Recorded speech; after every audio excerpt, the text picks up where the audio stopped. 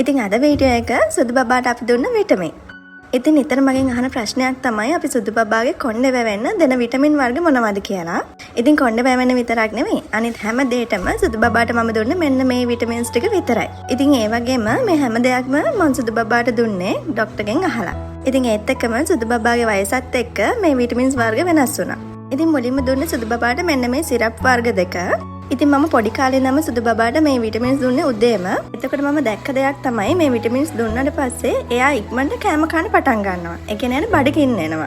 ඉතින් ඒත් එක්කම මම සුදු බබාට මුලින්ම දෙන්න පටන් ගත්ත ෆිෂ් ඔයිල් එක මේක. ඒක සාමාන්‍යයෙන් අපි පාවිච්චි කරන ෆිෂ් ඔයිල් එකම තමයි. ඉතින් මේක නම් මම ගත්තේ ෆුඩ් සිටි එකෙන්. මේක නම් 2450ක් වගේ තමයි උනේ.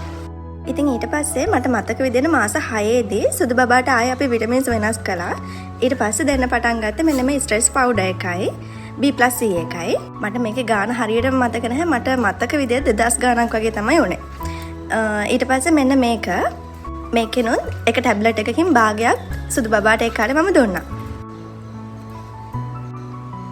ඉතින් මම කලින් කිව්වත් වගේ මම දිගටම සුදු බබාට ෆිෂ් ඔයිල් දුන්නේ මම පාවිච්චි කරන එකම තමයි. ඉතින් ඊට පස්සේ කාලයක් සුදු බබාට මම මෙන්න මේ ෆිෂ් ඔයිල් එකක් දුන්නා.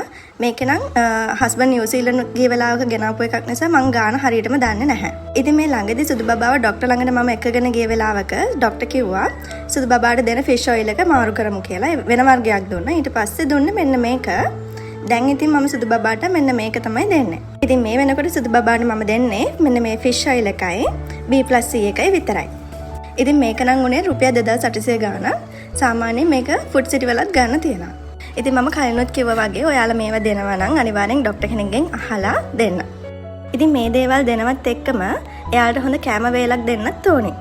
ඉතින් මෙන්න මේ විටමින්ස් තමයි මම සුදු බබාට දෙන්නේ. එහෙනම් අපි ගිහලා එන්නම්. බයි බයි.